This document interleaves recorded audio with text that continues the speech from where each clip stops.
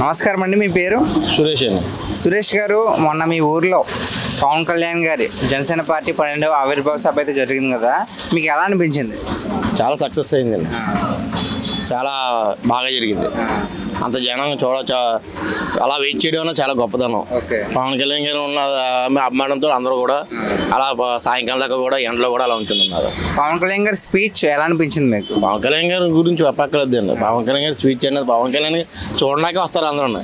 అది అంటే ఆయన్ని మాట్లాడిన స్పీచ్ వల్ల అందరికి గూస్ బంప్స్ అయితే వచ్చాయి, అంటే చలించిపోయారు, చాలా ఉద్వేగానికి గురయ్యారు కదా. అంటే ఇన్నాళ్ళు వేచి ఒక్కసారిగా అధికారంలోకి వచ్చి ఇలా చేశారు కదా, దానికి మీరేమంటారు? పవన్ కళ్యాణ్ గారు ఇన్నాళ్ళు కృషికి ఇవాళ ఫలించిందండి.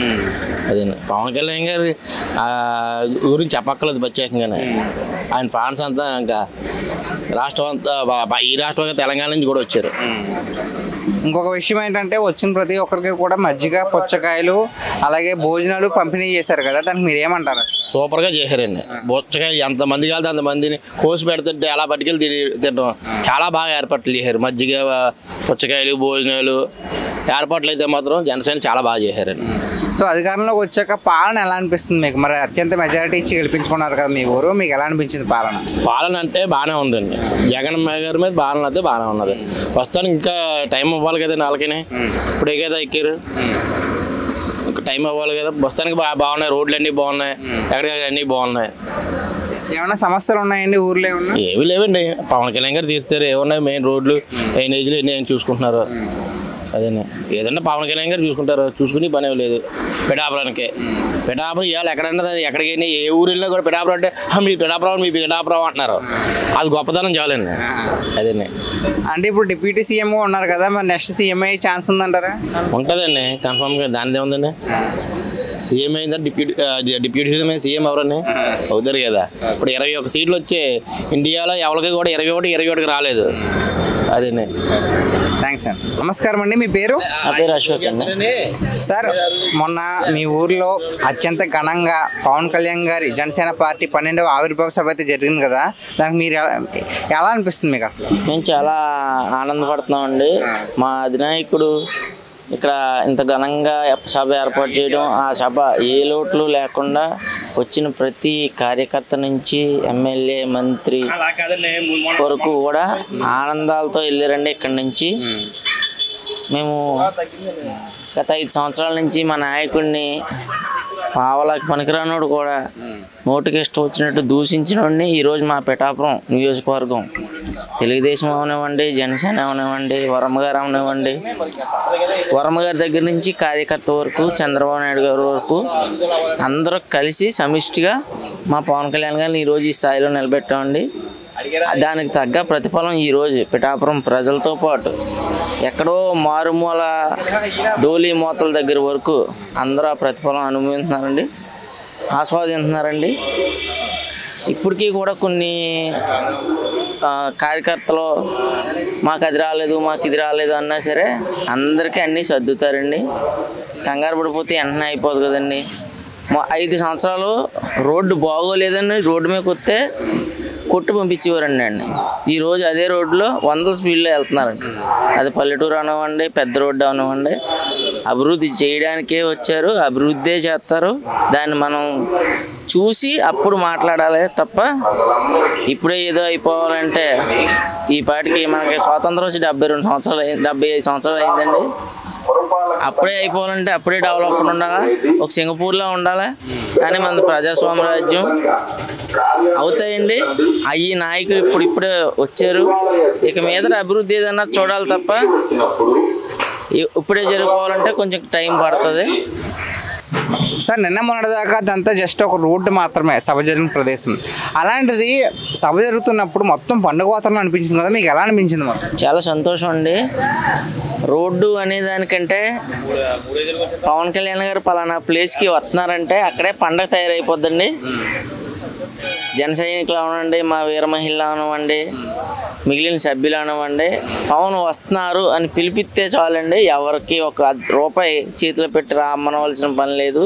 అది ఎంత దూరమైనా, ఎలాంటి ప్లేస్ అయినా సరే పవన్ అడుగు పెడుతున్నారు అంటే అది బంగారమేనండి. ఇంకొక విషయం ఏంటంటే వచ్చిన ప్రతి ఒక్కరికి ఉచితంగా మజ్జిగ పుచ్చకాయలు భోజనాలు నిర్వహించారు కదా, దానికి మీరేమంటారు అసలు? మజ్జిగ పుచ్చకాయలు అనడానికి ఇది వచ్చిన కార్యకర్తలని డబ్బులు ఇచ్చింది తీసుకొచ్చో మందు ఇచ్చింది తీసుకొచ్చి కార్యకర్తలకు అనుకోండి అవి ఇచ్చేసి వెళ్ళిపోతారు. అనాదాయం ఉంటుంది తప్పించి మిగిలిన పార్టీలు అనుకోండి డబ్బులు ఇచ్చి తీసుకురావాలి, బస్సులు పెట్టాలి. ఇది స్వచ్ఛందంగా వచ్చే వాళ్ళు అంటే ఎవరు వస్తారండి?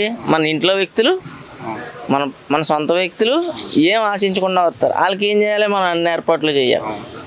మీరు పుచ్చకాయలు ఇవే అంటున్నారు, అది కూడా కాకుండా రాత్రి 11 గంటలకి వచ్చిన ప్రతి కార్యకర్తకి భోజన ఏర్పాట్లు చేశారండి.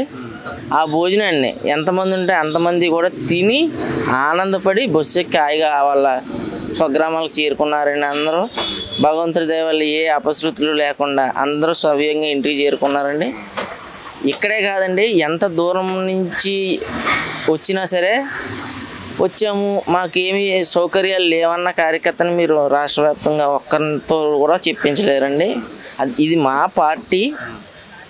పార్టీ కాబట్టి వచ్చిన ప్రతి వ్యక్తి మా సొంత వ్యక్తి. నమస్కారం అండి, మీ పేరు? సార్ నా పేరు వచ్చి సూర్య బాలిపల్లి అండి. సూర్య గారు, మొన్న పిఠాపురంలో మీరు అత్యంత మెజారిటీతో గెలిపించుకున్న మీ నాయకుడు సభ అయితే పెట్టడం జరిగింది కదా, ఎలా జరిగిందండి సభ? సభ చాలా అద్భుతంగా జరిగిందండి. ఎందుకంటే వేరే వేరే ఊర్ల నుంచి కానీ వేరే వేరే జిల్లాల నుంచి కానీ రాష్ట్రాల నుంచి కానీ చాలామంది అధికంగా జనాలు వచ్చారండి. అక్కడ ఫెసిలిటీస్ కూడా బాగా చేశారు. వచ్చిన వాళ్ళకి ఏ ఇబ్బంది లేకుండా, ఎండ ఇబ్బంది కూడా తగలకుండా సాయంత్రం 5 గంటలకి మీటింగ్ స్టార్ట్ చేశారండి. ఆ విషయం కూడా ముందే ప్రజలకి తెలియపరిచారు మీడియా ద్వారా. సాయంత్రం స్టార్ట్ అవుద్ది, ఎండ ఎక్కువగా ఉంది, అందుకని చెప్పేసి ఎవరన్నా వచ్చినా చేసినా ఉంటే నేను సేవ చేయాలని చెప్పేసి అన్నారు. భోజనం ఏర్పాట్లు కూడా ఎక్కడికక్కడ ఇటు అన్నవరం నుంచి కూడా భోజనం ఏర్పాట్లు చేశారండి, అటు యానం నుంచి కూడా చేశారు, ఇటు రాజమండ్రి నుంచి వచ్చే వాళ్ళు కూడా భోజనం ఏర్పాట్లు చేశారండి. మజ్జిగ కూడా పంపిణీ చేశారు. అదేవిధంగా పుచ్చకాయలు ఎక్కడ కూడా వచ్చిన అభిమానికి కానీ వచ్చిన ఓటర్లకు కానీ వచ్చిన జనసైనికులు కానీ వీర మహిళలు కానీ ఏ ఇబ్బంది లేకుండా కూడా ఏర్పాట్లు బాగా చేసి పెట్టారండి. ఎలా అనిపించింది మీ ఊర్లో జరగడం ఈ సభ? మా ఊర్లో ఈ సభ జరగడం అయితే మాకు చాలా అద్భుతంగా అనిపించిందండి. ఎందుకంటే ఒక 6 లక్షల నుంచి 10 లక్షల మంది జనాలు వచ్చే సభ ఇప్పుడు కూడా మా ఊర్లో కాదు, మన నియోజకవర్గంలో కాదు, మా జిల్లాలో కూడా ఎక్కడ జరగలేదు. ఎందుకంటే చాలామంది పెద్ద పెద్ద సభలు పెట్టినప్పుడు విజయవాడ కానీ విశాఖపట్నం కానీ హైదరాబాద్ కానీ ఇలా పెద్ద పెద్ద నగరాలు ఎంచుకుంటారు. ఎందుకంటే అక్కడ ఉన్న ఫెసిలిటీస్ ఎక్కువ ఉంటాయి కాబట్టి వచ్చిన వాళ్ళందరూ కూడా ఫెసిలిటీస్ సరిపోతాయి. కానీ ఎంతో ధైర్యం చేసి పవన్ కళ్యాణ్ గారు ఈ నియోజకవర్గం ప్రథమ పౌరుడు కాబట్టి, అదేవిధంగా ఈ నియోజకవర్గం ఎమ్మెల్యే కాబట్టి, ఏదో విధంగా ఈ నియోజకవర్గాన్ని ప్రపంచానికి కానీ రాష్ట్రానికి కానీ తెలిసే విధంగా ఆర్మజ్య సభ పెట్టడం చాలా అదృష్టంగా భావిస్తున్నాం. సార్, ఒకప్పుడు పిఠాపురం అంటే అంతగా ఎవరికి తెలియదు, కానీ పవన్ కళ్యాణ్ గారు పోటీ చేసినప్పటి నుంచి ఇప్పుడు ప్రపంచానికి మొత్తం తెలుస్తుంది కదా, మీకు ఎలా అనిపిస్తుంది ఫీలింగ్? అనిపిస్తుంది, చాలా బాగా అనిపిస్తుంది. ఎందుకంటే ఒక ఊరు గురించి ప్రపంచానికి తెలిసినప్పుడు మనం వేరే వేరే ప్లేస్లకి వెళ్ళినప్పుడు కానీ వేరే చోటుకి వెళ్ళిన కానీ ఏ ఊరమ్మ మీద ట్రైన్లో కానీ బస్సులో కానీ అడిగినప్పుడు వాళ్ళ పిఠాపురం అంటే పిఠాపురం ఎక్కడమ్మా అని అడగడం, లేదంటే కాకినాడ పక్కనండి ఈస్ట్ గోదావరి అండి ఆంధ్రప్రదేశ్ అని చెప్పడం ఈరోజు ఆ పరిస్థితి ఎదుర్కొంటలేదండి. ఎందుకంటే ఎక్కడికైనా సరే ఏ ఊరు అంటే పిఠాపురం ఎమ్మెల్యే గారు తాలూకా పవన్ కళ్యాణ్ గారు మీ ఎమ్మెల్యే కదా, ఎలా ఉంది ఏంటి, ఇలా మీకులాగే చాలామంది వచ్చి అడగడం ఇలా జరుగుతుంది. దానికైతే చాలా అదృష్టంగా భావిస్తున్నాం అండి. ఎందుకంటే మాకు కేర్ ఆఫ్ అడ్రస్ వచ్చింది పవన్ కళ్యాణ్ నిలవడం. పాలన ఎలా ఉంది? పాలన ఎలా ఉందంటే పాలన బాగుందండి. ఎందుకంటే ముందు గవర్నమెంట్లోకి అయితే లేదండి, లేదని కూడా మనం ఖచ్చితంగా చెప్పకూడదు. ఎందుకంటే మనకు వచ్చింది 9 నెలలు లేదా 8 నెలలు పూర్తయింది అంతే. ఇంకా 4 సంవత్సరాలు 3 నెలలు 4 నెలలు పాలన ఉందండి. లాస్ట్ సంవత్సరంలో కూడా ఎన్నో అభివృద్ధి పనులు కూడా జరగవచ్చు. దాన్ని మనం ఇప్పుడే తేల్చేసి పాలన బాగోలేదు, ఇలా ఉంది అలా ఉంది, ఏం చేశారు ఎంతవరకు చేశారు అని అడగడం కూడా న్యాయం కాదండి. ఎందుకంటే ఇది ఒక్క పార్టీకి సంబంధించిన పాలన కాదండి, ఇది ఒక కూటమికి సంబంధించింది కాబట్టి 3 పార్టీల నిర్ణయాలు ఇంట్లో ఉంటాయి కాబట్టి అటు కేంద్రం నుంచి బోలు సమాచారం రావాలి, ఇటు రాష్ట్రం నుంచి బోలు సమాచారం రావాలి, అదేవిధంగా జనసేన పార్టీ నుంచి కూడా ముగ్గురు ఒక ఉమ్మడి కుటుంబంలో ఒక పని జరగాలంటే కొంచెం లేట్ అవుతుందండి. ఎందుకంటే అన్నయ్యకి నచ్చదో, తమ్ముడికి నచ్చదో, అలాగనే చెల్లికి నచ్చదు. అదేవిధంగా ఈ ముగ్గురికి కూడా నచ్చి అది మంచి చెడు అని ఆలోచించుకుని చేస్తారు. అలా లేట్ అవడం వల్ల ఏం జరుగుద్ది అంటే అండి, జరిగే పని ఎక్కువ సక్సెస్ రేట్ ఉంటుందండి. ఒకటే ఆలోచించుకుని తీసేసే పని సక్సెస్ ఉండొచ్చు ఉండకపోవచ్చు. ఇది కూటమి ప్రభుత్వంలో కాబట్టి కొంచెం లేట్ అయినా జరిగే పని అయితే సక్సెస్ 100% సక్సెస్ రేట్లో ఉంటుంది, జరుగుద్ది, అభివృద్ధి జరుగుతుంది మేము ఆశిస్తున్నాం. అదేవిధంగా చాలా వరకు చిన్న చిన్న రోడ్లు సామలకోట పిఠాపురం రోడ్లు వేసారండి, అలాగే కత్తిపూడి రోడ్లు వేసారండి, విలేజ్లో రోడ్లు చాలా పడ్డాయి. అలాగే పాడ ఒకటి వచ్చిందండి పిఠాపురానికి, పాడ రావడం వల్ల పిఠాపురానికి చాలా మంచి జరుగుద్దని ఆశిస్తున్నామండి. ఎందుకంటే 52 గ్రామాలు కూడా ఏం కావాలన్నా సరే రాజమండ్రికి వెళ్ళిపోవడం, లేదంటే కాకినాడ కూడా సినిమాకి వెళ్ళిపోవడం ఎన్ని పనులు చేసుకోవడానికి పర్మిషన్లు బిల్డింగ్ పర్మిషన్లు కట్టని ఇది కూడా బిల్డింగ్ రెడీ చేస్తున్నారని వాళ్ళు రెడీ అయిపోయింది. ఈ నెలాకని కానీ వచ్చే నెలాకని కానీ అధికారులు కూడా ఇక్కడికి వచ్చి షిఫ్ట్ అవుతారని చెప్పి ఆశిస్తారు. సమస్యలు ఏమైనా ఉన్నాయండి ఇప్పుడు ప్రజెంట్? సమస్యలు ఉంటాయి సార్. సమస్యలు ఏ నియోజకవర్గం ఉండవండి, అన్నిటికీ సమస్యలు ఉంటాయి కానీ పరిష్కారం చేసుకునే విధంగా ముందుకు సాగాలి. అదేవిధంగా నాయకులు కూడా అందరూ ఒక తాటిమీదకి వచ్చారు. మన వైసీపీలో ఉంటే మాజీ ఎమ్మెల్యే దొరబాబు గారు కూడా వచ్చారు.